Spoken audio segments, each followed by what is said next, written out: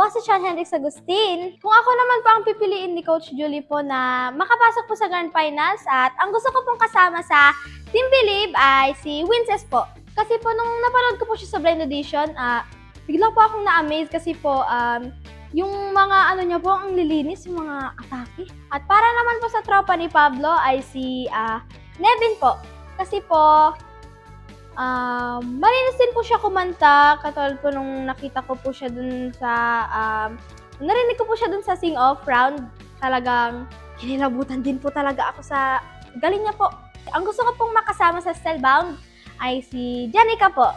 Dahil si Janica po ang napili ko dahil nung blind audition pa lang po, nakita ko na po at narinig ko na po yung mga riffs and runs niya po, ang gaganda po. At kapag kami po yung apat-apat na naglaban, magiging higpit po ang labanan. Supportan niyo po ako sa aking journey mga kapuso. Bye!